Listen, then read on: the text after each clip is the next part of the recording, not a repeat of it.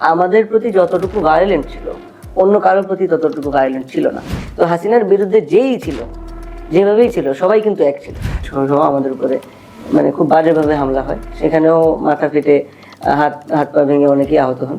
জুলাইয়ে আপনারা আসলে কোথায় ছিলেন? এবং সেই 2009-10 সাল থেকে যখন আওয়ামী লীগের ক্ষমতা শুরু হওয়ার পর থেকেই কিন্তু একদম ছাত্রলীগ আওয়ামী লীগ কিন্তু পুরোপুরি ভায়োলেন্ট মুডে চলেছে।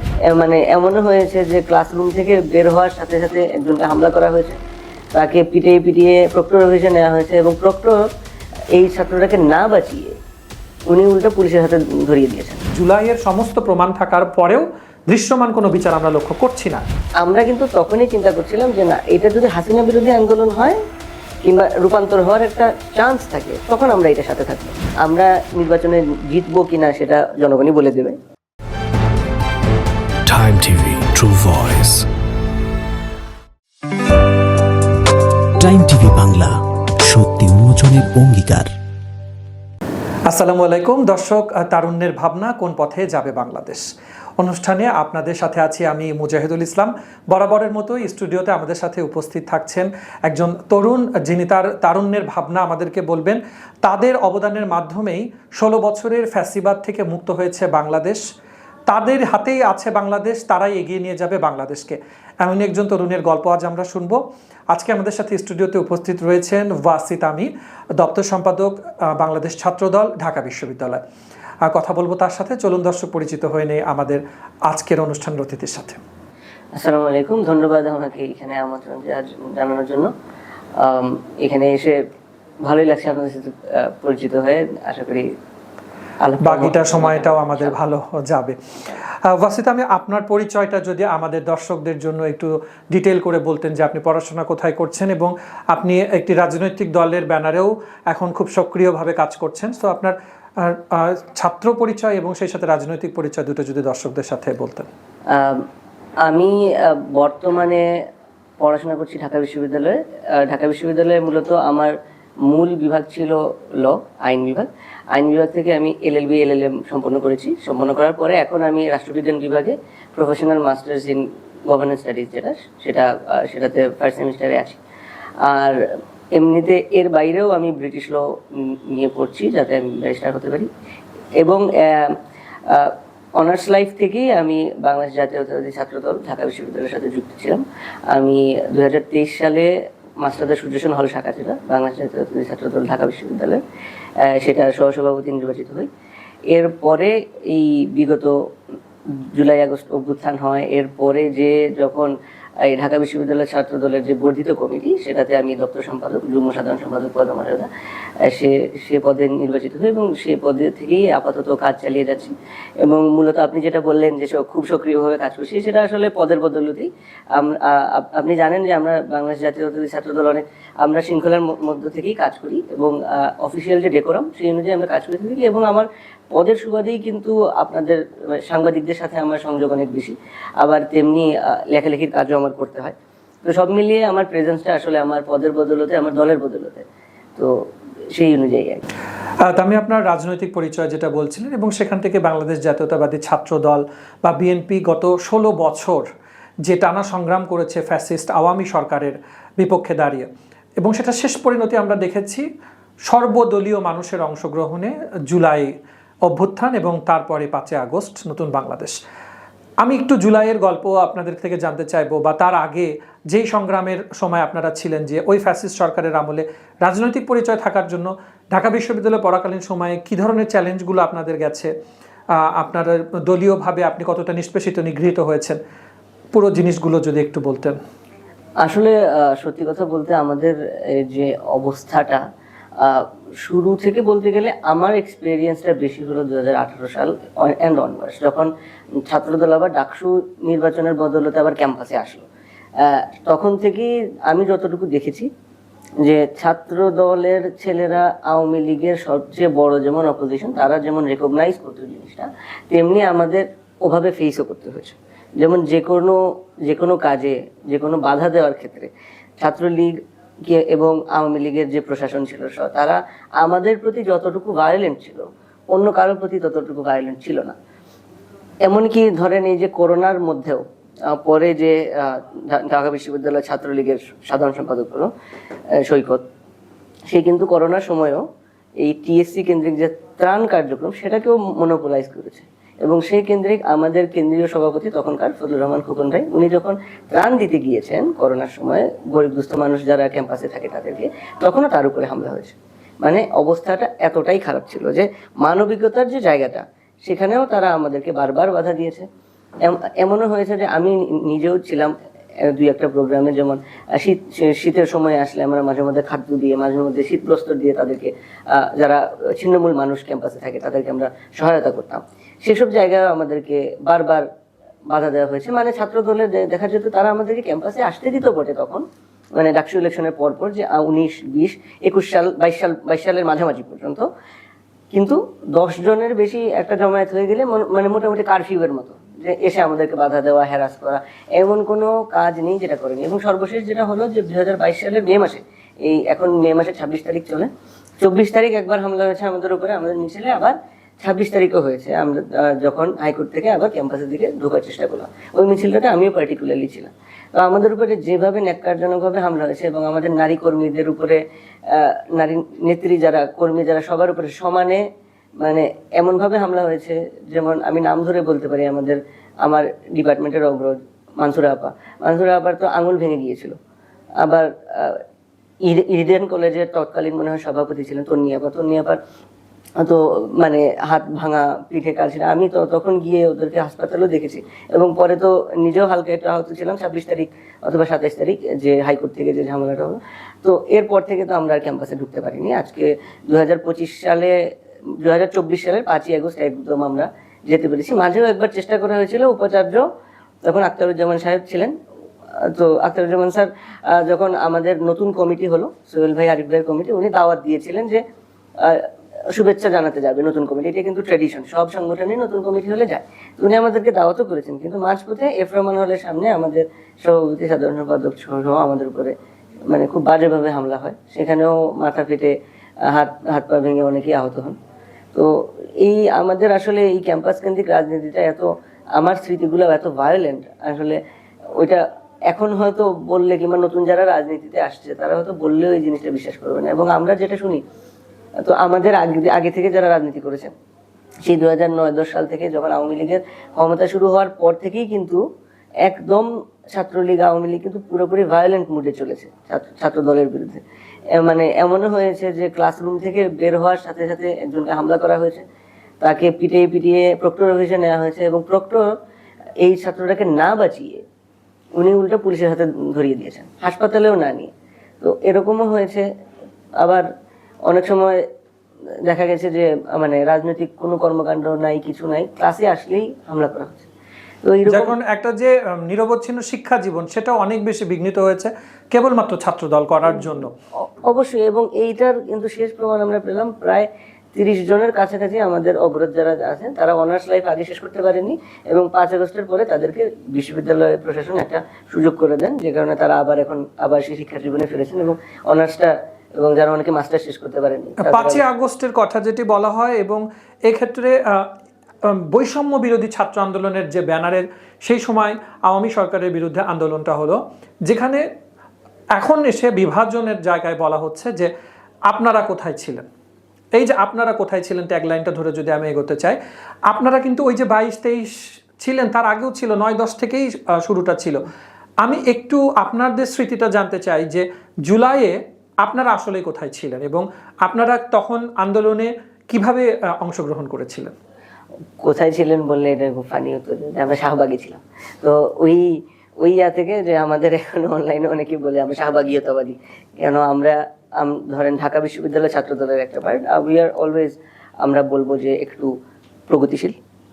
আমরা মানে ধরা বাঁধা যে নিয়ম, একসময় বিএনপি আর জামাতকে একসাথে তুলনা করে যে একটা কনস্ট্রাক্টে ফেলে দেওয়া হতো, আমরা আসলে ওই ধারার ছাত্র দল না, আমরা অনেকটাই প্রোগ্রেসিভ ওই হিসাবে বললে, তো এই কারণে বলা হয়। বাট শাহবাগের কথা যখন আসলো, আমরা 5 জুনে আমরা প্রথম যোগাযোগ শুরু করি, যে যারা এই কোটা বিরোধী আন্দোলন, তখন কিন্তু সরকার বিরোধী আন্দোলন না, হ্যাঁ, কোটা যখন আবার রায় হলো জুন মাসে, হাইকোর্টে আপিল করা হলো, এরপর থেকে আন্দোলন শুরু হলো, মাঝে মধ্যে রাজুতে, মাঝে মধ্যে এখানে ওখানে আন্দোলন।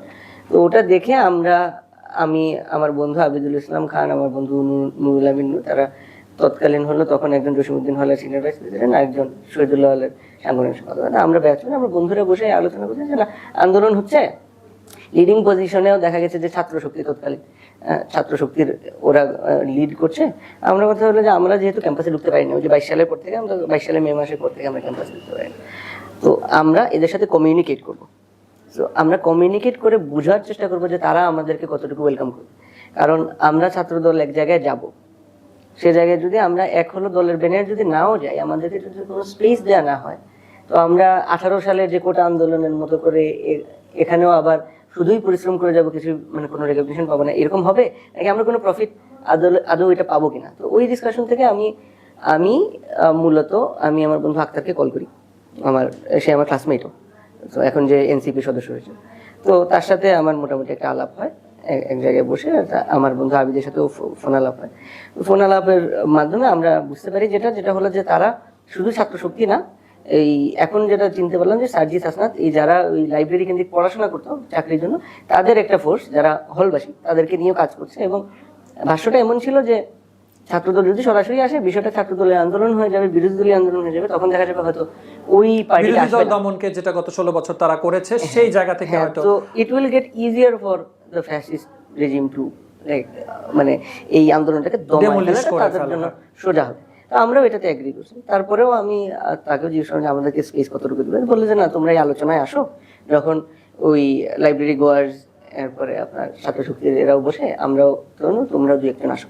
তো তখন তো আবার মাঝখানে কিছু হলো না, কোরবানির ঈদ চলে আসলো, এখন আরেকটা কোরবানির ঈদ আসছে মনে হলো। কোরবানির ঈদ আসার ফলে আমরা একটু থামলাম, যে না, তখন আন্দোলনও কিন্তু স্তীমিত হয়ে গেছে। তো তারপরে আবার যখন জুলাই মাসের 1 তারিখ থেকে শুরু হলো, আমরা কিন্তু তখন একদম সাংগঠনিকভাবে আমাদের প্রথম এক দফায় আন্দোলন, মানে এক দফায় আলোচনা হয়েছিল আমাদের পার্টি অফিসে।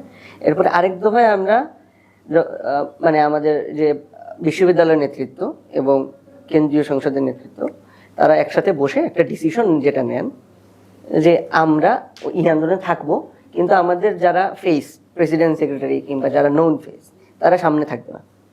যাতে করে ওই আপনাদের সবসময় একটা জিনিস ছিল যে বৃহত্তর স্বার্থে আমরা ছাড় দিতে রাজি আছি, যাতে করে সরকারের রোশনলে পড়ে এই আন্দোলনটা যেন আবার না দমিয়ে যায়। আন্দোলন কিন্তু তখনও কোটা সংস্কারের পক্ষে, যেটা হলো যে কোটা রিফরমেশনের আন্দোলন তখনও ছিল, যে কোটা সংস্কারের পক্ষে, এবং কোটা সংস্কার যেটা বাতিল করে দেওয়া হচ্ছিল এটার বিপক্ষে। তো আমরা কিন্তু তখনই চিন্তা করছিলাম যে না, এটা যদি হাসিনা বিরোধী আন্দোলন হয় কিংবা রূপান্তর হওয়ার একটা চান্স থাকে, তখন আমরা এটার সাথে থাকবো।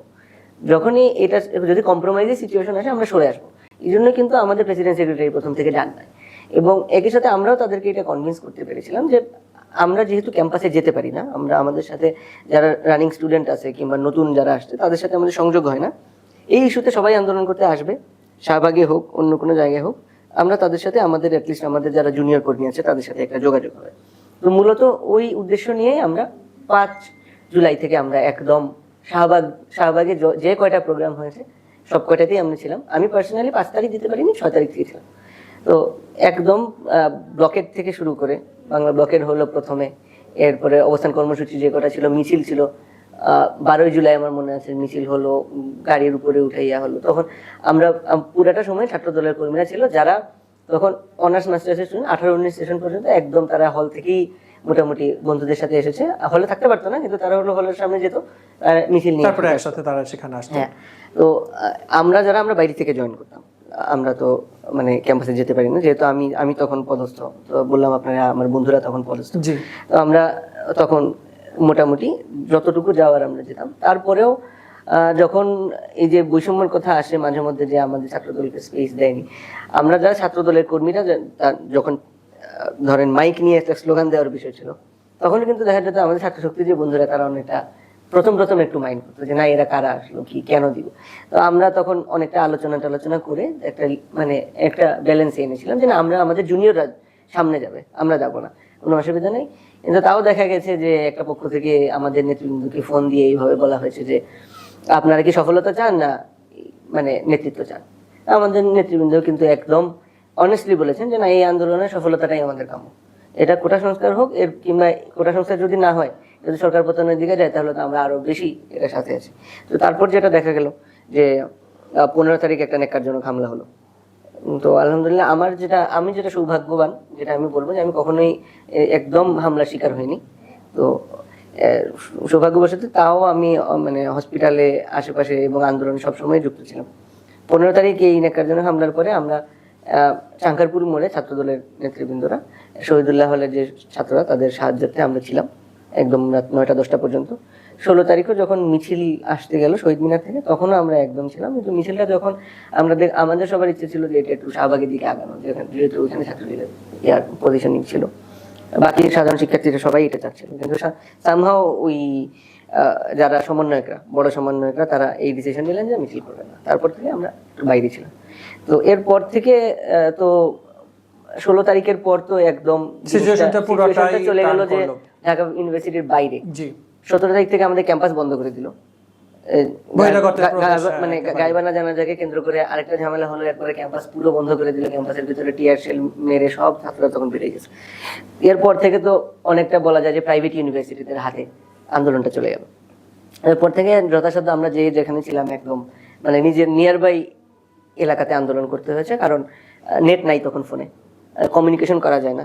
আবার রাস্তায় যে আপনি কোথাও একটা, ধরেন আমি তখন থাকতাম নয়াপল্টন থেকে আপনি যে যাবেন ঢাকা বিশ্ববিদ্যালয়ে, ওই অবস্থাটা ছিল না। দেখা যেত যে মাঝে মাঝে আন্দোলন হচ্ছে, যেখানে পাচ্ছে আন্দোলনে সেখানে সম্পৃক্ততা আপনাদের মানে এটা সবসময় যেটা এখন বলা হচ্ছে যে ওই সময় বিএনপি বা ছাত্র দল আসেনি, আসলে জিনিসটা ভুল ব্যাখ্যা করা হচ্ছে। কারণ আপনাদের বিভিন্ন জায়গায় গুচ্ছ গুচ্ছ আন্দোলনগুলো ছিল বলে আন্দোলনটা হয়তো জীবিত ছিল।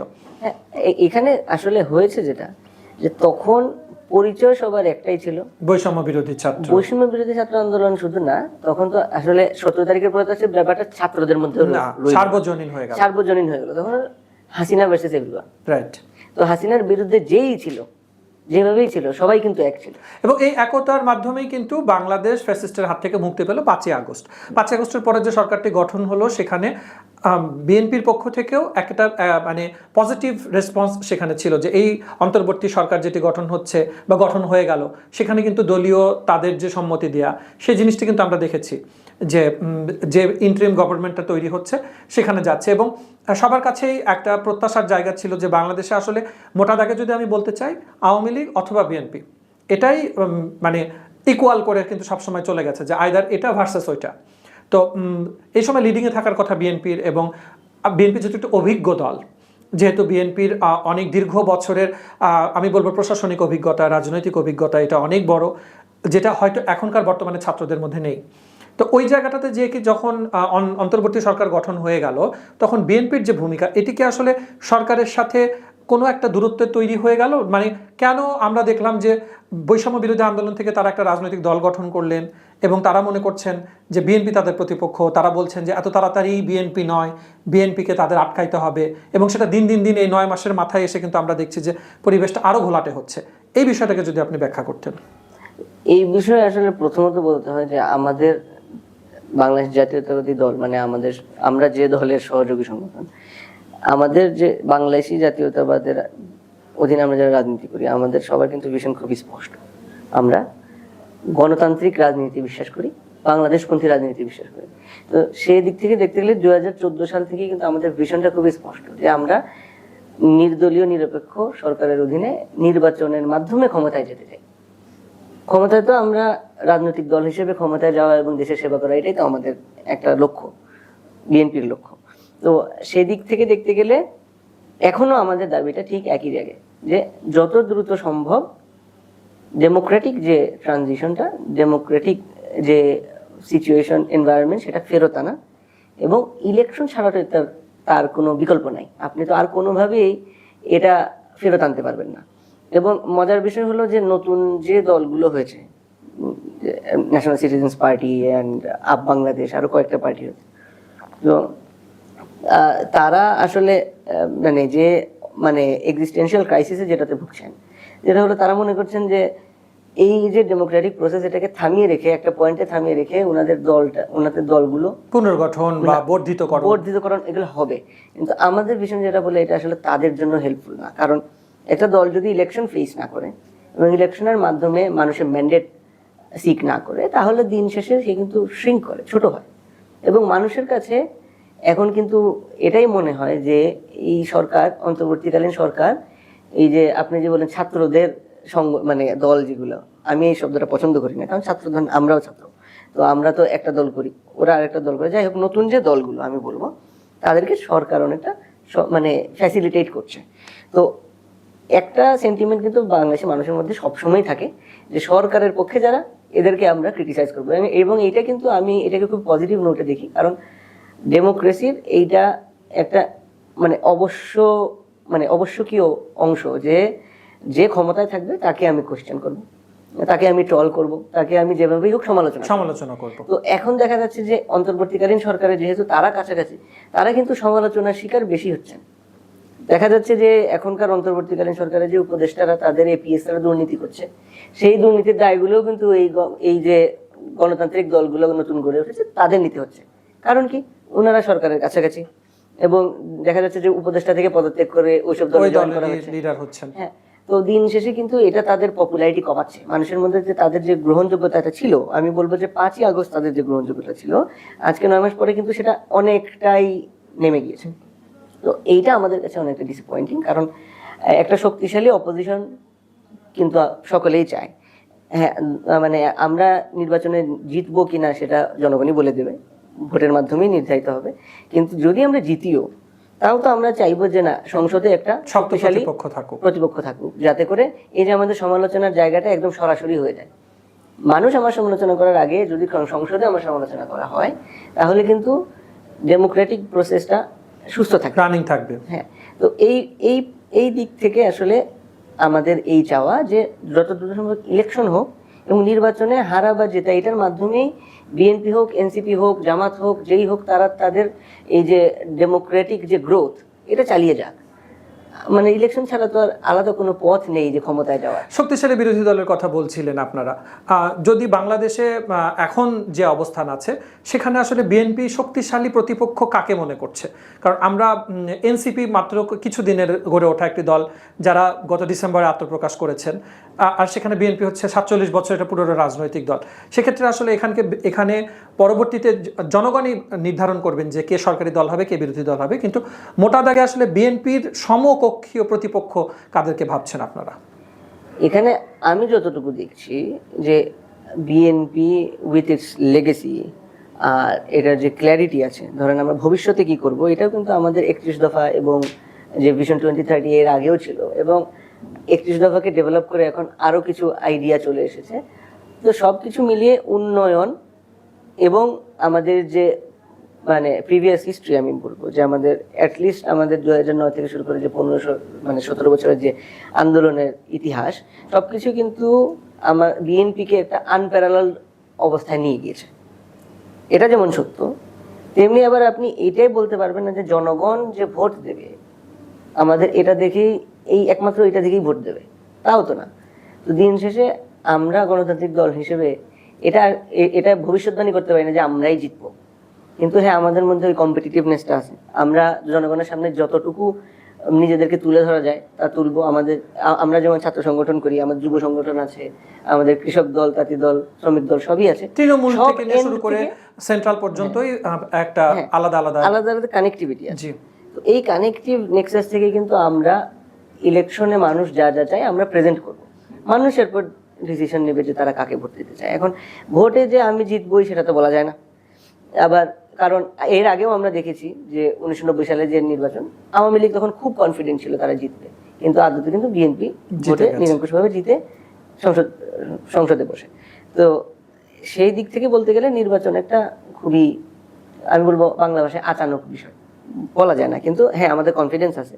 তো সব মিলিয়ে এখন আপাতত কে যে বিরোধী দলের মানে প্রধান বিরোধী দল হবে এটা কিন্তু খুবই অস্পষ্ট। কারণ আমি যতটুকু দেখলাম যে এই অন্তর্বর্তীকালীন সরকার গঠিত হবার পরে বিএনপি বাদে বাকি সব যে রাজনৈতিক দলরা সেগুলো কিছুটা ইম্যাচিওর আচরণ করছে, যেটা দায়িত্বশীল আচরণ যে আশা করে মানুষ তাদের কাছ থেকে। যেমন ধরেন সরকারকে যেমন সহযোগিতা করা, তেমনি সহযোগিতা করার জন্য তাদের ঠিকঠাক সমালোচনা করা, এটাও কিন্তু মানুষ আশা করে।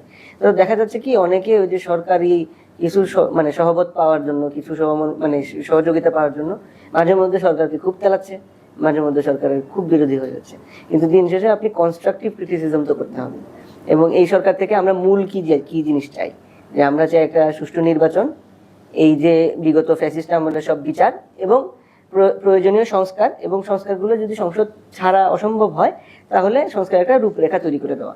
এই তিনটা ক্ষেত্রেই কিন্তু বর্তমান সরকার খুব একটা সুবিধা করে উঠতে পারেনি। আমি বলবো যে বর্তমান সরকারের এই কার্যক্রমগুলো নিয়েই আমরা কথা বলবো, একটা বিরতিতে যাচ্ছি। ওয়াসিত আলী, বিএনপি যেটি করছে যে নির্বাচনকে প্রায়োরিটি দিয়ে, বিকজ গণতন্ত্রের পথে ফিরতে নির্বাচনের কোনো বিকল্প নেই, এটিকে ফার্স্ট প্রায়োরিটি রেখে রিফরমেশন এবং আপনারাও বিচার চাইছেন, একই দাবিও মানে দাবিটা কিন্তু বর্তমান অন্তর্বর্তী সরকার তাদের যে কাজের তারা যে ধরনের পরিধি তৈরি করেছেন এবং আপনাদের যে চাওয়াটা, দুটোই শুধু সিনক্রোনাইজেশনে হয়তো কিছুটা পার্থক্য হচ্ছে। খুব সম্প্রতি একজন উপদেষ্টা কিন্তু বলেছেন যে কেবল নির্বাচন করার জন্যই আমরা আসিনি, আমাদের আরও কাজ আছে। কি কাজ আছে? সেই কাজের ক্ষেত্রে তারা জুলাই প্রোক্লামেশন সেটা তারা সে বিচারটা নিশ্চিত করতে চায় এবং তারপরে সংস্কার করতে চায়। যদিও আমরা দেখছি 9 মাস পার হয়ে গেছে, কোনো ধরনের জুলাইয়ের সমস্ত প্রমাণ থাকার পরেও দৃশ্যমান কোনো বিচার আমরা লক্ষ্য করছি না। এখানে একটা জিনিস। আরেকটা হচ্ছে কোন কোন জায়গাতে আসলে রিফর্মটা হচ্ছে সেটাও কিন্তু স্পষ্ট না। তো এটা করে কি আসলে সময়ক্ষেপণ হতে যাচ্ছে কিনা আপনার দৃষ্টিতে কি মনে হচ্ছে? আমার দৃষ্টিতে যেটা মনে হয় যে এরকম কথা যদি উনি বলে থাকেন যে শুধু নির্বাচন করার জন্য উনি আসেনি, এটা আসলে উনি মনে হয় বলতে চাইছেন যে ওনারা নির্বাচন করার জন্য আসেনি। তো কারণ আমরা বিগত 9 মাসে ওনাদের কাজের যে প্যাটার্ন দিলাম, ধরেন আপনি বিচারের কথা আমরা বললাম যে ইন্টারন্যাশনাল ক্রাইমস ট্রাইব্যুনালে যে আইন আছে সেটাকে সংশোধন করে সংগঠনের যাতে বিচার করা যায় সেই জিনিসটা অ্যাড করতে, ওটা কিন্তু ওনারা করলেন না, ওনাদের ক্যাবিনেট থেকে আসলো না। এরপরে আমরা বললাম যে ইন্টারন্যাশনাল ক্রাইমস ট্রাইব্যুনাল শুধুমাত্র একটা দিয়ে এত ভাস্ট যে ক্রাইমস হয়েছে বিগত 15 বছরে, এবং শুধু যদি আপনি জুলাইয়ের ক্রাইমের কথা ধরেন, একটা কোর্ট দিয়ে এই এতগুলো মামলা সামলানো সম্ভব না। আমরা বললাম যে আরো ট্রাইব্যুনাল করেন, সেক্ষেত্রেও কিন্তু বেশ ধীরগতি আমরা দেখতে পাচ্ছি। তো আসলে কিসে সময় লাগছে সেটা কোনো এক্সপ্লেনেশন তারা দিচ্ছেন না। যখনই কথা উঠছে তখনই আমরা এটা উত্তর দিচ্ছি, আমাদের উত্তর পেয়ে একটা টাইমে they just avoid it all. আবার সংস্কারের কথাও যদি আপনি বলেন যে প্রত্যেকটা জিনিসই কিন্তু বিএনপি একদম স্পেসিফিক্যালি উত্তর দিয়েছে, সমালোচনা করেছে এবং নিজেদের প্রস্তাবনা দিয়েছে। তো দেখা যায় প্রস্তাবনার পরে এই জিনিসের কোথাও যেন হারিয়ে যাচ্ছে, যে সবকিছুই মনে হচ্ছে কি যে বিএনপিকে অ্যাটাক করার জন্য, বিএনপিকে কর্নার করার জন্য ওনারা এক একটা জিনিস সামনে আনছেন, আবার যখনই পাচ্ছেন না তখনই জিনিসটা পিছিয়ে গিয়ে জিনিসটা হারিয়ে যাচ্ছে। একই প্যাটার্ন আমরা কিন্তু দেখতে পাই যে জুলাই প্রোক্লেমেশনের বিষয়। জুলাই প্রোক্লেমেশন নিয়ে যখন ডিসেম্বর মাসে, গত বছরের ডিসেম্বর মাসে যখন আলাপটা উঠলো, তখন কিন্তু জুলাই প্রোক্লেমেশনের বিষয়ে বিএনপি তার স্পষ্ট অবস্থান জানিয়েছে এবং জুলাই প্রোক্লেমেশন কিরকম হতে পারে সেটা একটা ড্রাফটও কিন্তু পাবলিকলি মানে সবার সামনেই উপস্থাপন করেছে। এরপরে দেখা গেল যে জুলাই প্রোক্লেমেশন নিয়ে আর কোনো কথাই আগায় না। তো আমাদের কথাও তো খুব স্পষ্ট, জুলাই প্রোক্লেমেশন তো একটা জিনিস, একটা যদি এইটা একটা গণ অভ্যুত্থান বা বিপ্লব যেটাই হোক না কেন, এটার একটা জিনিসের প্রোক্লেমেশন তো হয় জিনিসটা হওয়ার আগে। এটা এতদিন পরে আনাটা, এটা প্রায় বর্ষপূর্তি হয়ে যাচ্ছে কিন্তু প্রোক্লেমেশন আসছে না। এই প্রোক্লেমেশনের একটা ঐক্যমত্যে বসা কি এতই কঠিন যে ডিসেম্বর মাস থেকে আজকে যদি ধরেন আজকে 5 মাস পেরিয়ে যাচ্ছে, এতই কঠিন যে আমরা বসতে পারি না, এটা নিয়ে কথা বলতে পারি না। সবাই তো তার প্রস্তাব, বিএনপি তো তার প্রস্তাব দিয়েই দিয়েছে এবং দুইটা মিলায় আপনারা একটা দিবেন, এটা নিয়ে তো এত কঠিন হওয়ার কিছু না। দিন শেষে দেখা যায় কি ওই জুলাই প্রোক্লেমেশনকেও এমন একটা জিনিস, একটা মানে ওয়েপন হিসেবে ব্যবহার করা হচ্ছে যে না এটা কমপ্লিট হয় না, এখন ইলেকশন দেওয়া যাবে না। তো মূলত হলো ইলেকশন আটকানো যদি আমার মাথায় থাকে তখন আমি এইগুলোকে অজুহাত হিসেবে ব্যবহার করবো। আর যদি আমার মাথায় থাকে যে না আমি কাজগুলো করব, তাহলে কিন্তু করে ফেলা খুব একটা কঠিন কোনো বিষয় নয়। যেমন ইন্টারন্যাশনাল ক্রাইমস ট্রাইব্যুনালের যে অ্যাক্ট, এটা অ্যামেন্ড করা, এরপরে ইন্টারন্যাশনাল ক্রাইমস ট্রাইব্যুনালের কোর্ট বাড়ানো, এগুলো কিন্তু খুব বেশি একটা কঠিন কাজ না, 1 মাসের ভিতরে শেষ করে ফেলা যায়। প্রোক্লেমেশন নিয়ে একটা আলোচনা করে জিনিসটাকে ফাইনালাইজ করা, ওটাও খুব একটা কঠিন কোনো কাজ না। ইভেন ইলেকশনের, আমরা যে এখন বলছি যে ইলেকশনের একটা ডেট সেট করা, সেটার জন্য কিন্তু আলোচনা করতে এত দিন লাগে না, এত সময় লাগে না। একটা ডেট সেট করে ফেললে সবাই এই অনুযায়ী কাজ করতে পারে। আর ইলেকশন তো এমন কোনো ব্যাপার না যে আমি আজকে বললাম কালকে ইলেকশন, এভাবে তো হইতে পারে না। তো আবার ইলেকশনের কথার জন্য ওনারা আবার তুলে আনেন যে স্থানীয় সরকার ইলেকশন, মানে ইলেকশনকে ওনারা আসলে কোন জায়গাটা ধরবেন বা কোন জায়গাটা করবেন সেখানে ম্যাচুরিটির আসলে যে পরিচয় দেওয়াটা প্রয়োজন রাষ্ট্রের খাতিরে, কিন্তু সেই জিনিসটার একটা অভাব বা ঘাটতি থেকে হ্যাঁ যাচ্ছে। অবশ্যই। তো সেই জায়গা থেকে আসলে মানে কাজ করা কিংবা তাদেরকে সহযোগিতা করাটাই এখন মানে দেখা যাচ্ছে যে খুব ডিফিকাল্ট হয়ে গেছে। কারণ আমি সহযোগিতা করছি, কিন্তু উনি যদি আমার সহযোগিতাটা উইকনেস মনে করে কিংবা আমাকে আমার সাথেই অসহযোগিতামূলক আচরণ করে, তখন তো আমার সহযোগিতাটা চালিয়ে যাওয়াটা কঠিন হয়। তো সেই দিক থেকে আসলে এখনো সময় আছে এই জিনিসগুলো রিজলভ করা।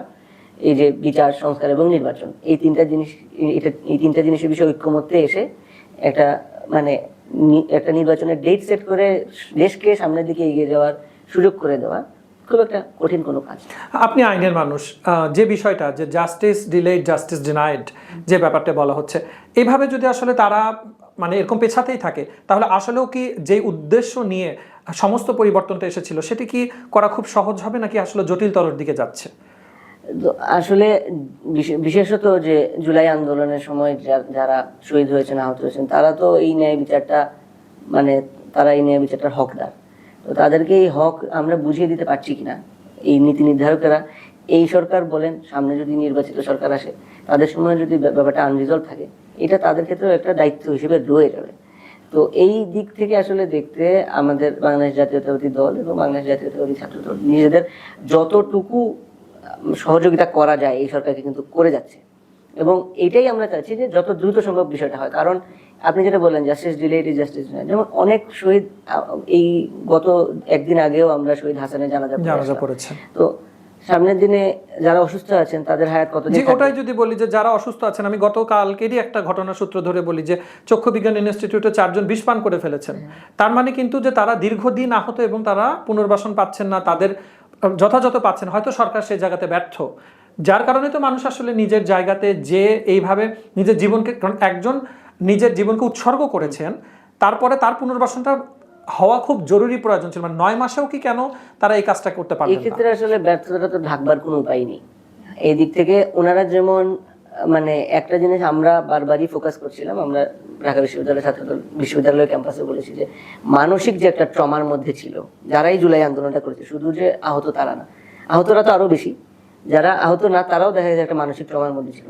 সবার মানসিক ট্রমাকে একটা সুস্থতার দিকে নিয়ে যাওয়ার জন্য যে পদক্ষেপগুলো নেওয়ার দরকার ছিল ওইটাও ওরা করেনি। আবার শারীরিক সুস্থতার ক্ষেত্রে দেখা গেছে যে অনেকেই চিকিৎসা সেবাটা পায়নি, চিকিৎসা সেবার ক্ষেত্রে আর্থিক সহায়তা দরকার হয় সেটা পায়নি, আবার হাসপাতালেও যথাযথ সেবা পায়নি। তো এরকম সেবা না পাওয়ার যে ফ্রাস্ট্রেশন, সেটা থেকেই কিন্তু এইসব দুঃখজনক ঘটনার বহিঃপ্রকাশ, এবং সরকারের ব্যর্থতা তো এখানে ঢাকার কোনো উপায়ই নাই। তো সেদিক থেকে দেখতে গেলে আসলে মানে জুলাইয়ের বিচার এবং জুলাইয়ের যে শহীদ পরিবারদের যে পুনর্বাসন এবং আহতদের পুনর্বাসন, সব ক্ষেত্রে আসলে এই সরকার খুব একটা সফলতার চিহ্ন রাখতে পারে নাই, যেটা থেকে আসলে আমরা বলতে পারি যে না আমরা সন্তুষ্ট একটা জায়গায় যেতে পেরেছি। তো সেই দিক থেকে বলতে গেলে আমাদের বাংলাদেশ জাতীয়তাবাদী দলের যে ভারপ্রাপ্ত চেয়ারম্যান জনাব তারেক রহমান, উনি কিন্তু বলেছেন যে জুলাইয়ের যে জুলাইয়ের আহতদের চিকিৎসা সেবা, শহীদ পরিবারের যে পুনর্বাসন এবং বিচার, সেটা যদি সামনের দিনে নির্বাচিত সরকারও আসে, যদি বিএনপি সরকার গঠন করে, তাহলে এটা অবশ্যই করা হবে। তো সেদিক থেকে আসলে ওই অজুহাতে নির্বাচন পিছিয়ে দেওয়ার আসলে কোনো জায়গা নেই। এবং ওয়াসিদ, আমি আরেকটা জিনিস এটার সাথে যুক্ত করতে চাই, যে গত 16 বছর বিএনপি যেটার জন্য মানে আপনাদের প্রজন্ম, আমি মনে করি যে আপনি হয়তো ভোট দিতে পারেননি, এবং এটা খুবই ডিফিকাল্ট ছিল। একটা প্রজন্ম, মানে আমি আমার নিজেই এখন অবধি ভোট দিতে পারি নাই, 3টা সেশন পার হয়ে গেছে। আমি জানি না আমি ভবিষ্যতে কবে ভোট দিতে পারবো। গণতান্ত্রিক উত্তরণের পথে ফেরার জন্য আসলেই ভোটের কোনো বিকল্প নেই। ভোটের মাঠে যে বিএনপি সম্পর্কে বর্তমানের যারা হয়তো নতুন রাজনৈতিক দল অথবা বিদ্যমান অন্যান্য রাজনৈতিক দল আছেন, তারা একটা জিনিস মার্কেটে মানে বাজারে এই কথাটা প্রচলন করছেন যে বিএনপির হাতে ক্ষমতা যাওয়া মানে আবারই একটা শাসনের চেয়ারের একই রূপ, মানে শুধু চেয়ার পরিবর্তন হবে, রূপটা একই থাকবে। আসলেও কি তাই? এটা কি মানে এই নতুন প্রজন্মের কাছে এটার মেসেজটা কি হবে? প্রথমত আমি যেটা বলবো যে বিএনপি ক্ষমতায় চলে আসবে এই জুজুটা কিন্তু শুরু করেছিল আওয়ামী লীগ। ওই ফ্যাসিজমের জাস্টিফিকেশন হিসেবে যে বিএনপি আসলে তারা বলতো যে ওই যে 21 আগস্টের দিনের হামলা ইত্যাদি, লঙ্গিবাদ ইত্যাদি ফেরত আসবে, তারা ওই জুজু দেখাতো। এখনকার দিনে আবার এটা মানে আওয়ামী লীগের গেম আবার খেলা হচ্ছে একটা ভিন্ন রূপে, যে না আবার ওই মানে আগের যে আমাদের পুরান বন্দোবস্তে ফেরত যাব ইত্যাদি। কিন্তু আমার কথা হলো পুরান বন্দোবস্তের কথাটা বলাই একটা অবান্তর বিষয়। কারণ 2014 সালের পর থেকেই আমাদের 2016 সালে ভিশন 2030 দেওয়া হলো, বেগম খালেদা জিয়া দিলেন, এবং সাল 23 সালে আমাদের যেটা 31 দফা জনাব তারেক রহমান দিলেন, এই দেওয়াটার কিন্তু মূল উদ্দেশ্যটাই এটা দেখানো যে আওয়ামী লীগের থেকে আমরা একটা ভিন্ন রাষ্ট্র, ভিন্ন বাংলাদেশ গড়তে চাই। তো ওই দিক থেকে দেখলে আগের জায়গায় ফেরত যাবে রাজনৈতিক বন্দোবস্ত কিংবা সরকার ওইভাবে পরিচালিত হবে, এটা তো বলারই কোনো সুযোগ নাই। এবং নতুন বন্দোবস্ত বলে যারা এই যে রাষ্ট্র সংস্কারের বিভিন্ন কিছু ঠিক করলেন, বিভিন্ন দফা টফা ইত্যাদি, সব কিছুই তো এই যে বিএনপির প্রদত্ত 31 দফা এটাকে কেন্দ্র করেই হলো। তো দিন শেষে আপনি আমার জিনিস নিয়েই সাজিয়ে রেখে বলতেছেন যে আমার কোনো সাজ নাই, এটা তো হতে পারে না। তো আমি আপনি যেমন নতুন বাংলাদেশ গড়তে চান, আমিও তো নতুন বাংলাদেশ গড়তে চাই বলেই এই ফ্যাসিজমের বিরুদ্ধে দাঁড়িয়েছিলাম। এই সিস্টেমটা কাজ করছে না, তাই তো ইলেকশন তারা আটকে রাখতে পেরেছে। এবং এই যে আপনি বললেন আপনি ভোট দিতে পারেন নাই, কিংবা আমি বলবো যারা ভোট দিতে পেরেছে তারাও ভোট দিতে পারে নাই। কারণ আইনের দৃষ্টিতেও আপনি যদি বলেন যে একটা মানুষ যদি কোনোভাবে, অথবা বাংলাদেশের একটা ক্লাস্টার অফ পিপল, একটা মেজরিটি, তারা নিজেদের হকের যে আদায়, যে আমি ভোট দিয়ে নিজের ওপিনিয়ন এক্সপ্রেস করব, সেটা কিন্তু করতে পারেনি। তো সেই জায়গা থেকে ওই রকম ভোট তো ভোটই হয়নি। তো আপনি শুধু ওই যে সিল মেরে আঙুলে একটা দাগ দিয়ে আসলেন, দ্যাট ইজ নট ভোটিং। তো আপনার ভোটটা কাউন্ট হচ্ছে কিনা এবং আপনার ওপিনিয়নটা আলটিমেটলি আপনার ওপিনিয়ন দিয়ে আপনি আপনার লিডার চুজ করতে পারছেন কিনা, সেটাই তো আপনার ভোটিং। তো দিন শেষে কিন্তু এই 3 বার কেউই ভোট দিতে পারেনি। আমার পয়েন্টটা হলো এটা। তো দিন শেষে আমরা যে এই যে ভোট দিতে পারিনি, যেসব কারণে ভোট দিতে পারিনি, এইসব ঘটনা যদি হাসিনা পালিয়ে যাওয়ার পরে এই যে আবার নতুন রূপে আনা হয়, এর থেকে দুঃখজনক ঘটনা তো কিছু নাই। তো এখানে এটাই বলবো যে বিএনপিকে আলাদা করে ভিলিফাই করার কিছু নাই। আপনি যদি বিএনপির থেকে ডিফারেন্ট কিছু এনে বলতেন যে না বিএনপি তো পুরান জায়গায় ফেরত যাবে, তাহলে আমি এটা স্বীকার করে নিতাম হয়তো। কিন্তু বিএনপির জিনিসই মানুষের সামনে তুলে ধরে বলছেন যে বিএনপি এটা করবে না, এটা তো হতে পারে না।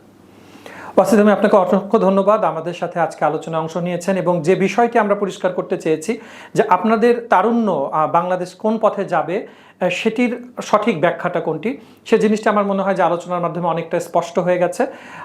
আমার দর্শকদের উদ্দেশ্যে আপনি পরিশেষে কিছু যদি বলার থাকে। পরিশেষে আসলে কিছু বলার নেই, যেটা একটা জিনিসই বলার, যে আপনারা সবাই গণতন্ত্রের পক্ষে থাকবেন। গণতন্ত্র বলতে নিজেদের পক্ষে থাকবেন। স্বার্থপরতা কোনো খারাপ জিনিস নয় যদি আপনি এটা ভালোর জন্য করেন, এবং একটু স্বার্থপর হন, নিজের ওপিনিয়নটা দেন। এবং জুলাই আমাদেরকে যেটা শিখিয়েছে যে নিজেদের প্রতি হওয়া যে অন্যায় অথবা অন্যের প্রতি হওয়া যে অন্যায়, সেটার বিষয়ে আমরা কখনো নীরব থাকতে পারি না। যখন আমরা নীরব থাকবো তখনই আমরা হেরে যাব। তো আপনি সরব হন, নিজের অধিকারের জন্য লড়েন এবং বাংলাদেশকে গণতান্ত্রিক পথে এগিয়ে নিয়ে যাওয়ার জন্য নিজেরা যা যা করা লাগে সবকিছু করার জন্য প্রস্তুত থাকবেন। এবং আমরা চাই সামনের দিনে খুব দ্রুত একটা নির্বাচন হোক। তো আমার পক্ষ থেকে এটাই বলবো যে আপনারা ধানের শীষে ভোট দেবেন এবং বাংলাদেশ গড়ার জন্য আমাদেরকে সাহায্য করবেন। ওয়াসিদ, আমি আপনাকে অসংখ্য ধন্যবাদ আমাদের সাথে আজকের আলোচনায় অংশ নেবার জন্য। ধন্যবাদ। প্রিয় দর্শক, আমাদের আলোচনার বিষয় ছিল কোন পথে যাবে বাংলাদেশ। নতুন তরুণরাও চাচ্ছে যে কোনোভাবেই হোক, যত দ্রুততার সাথে হোক, গণতান্ত্রিক উত্তরণের পথে যাবে বাংলাদেশ। এবং সেক্ষেত্রে ভোটের কোনো বিকল্প নেই। এবং কয়েকটি প্রজন্ম একসাথে অপেক্ষা করছে যে কখন ভোটের মাধ্যমে সঠিক একজন মানুষের হাতে বা সঠিক একটি দল বা গোষ্ঠীর হাতে দেশটি পরিচালিত হবে। সেদিকেই দেশ পরিচালিত হোক, তেমনটি থাকবে আমাদের প্রত্যাশা।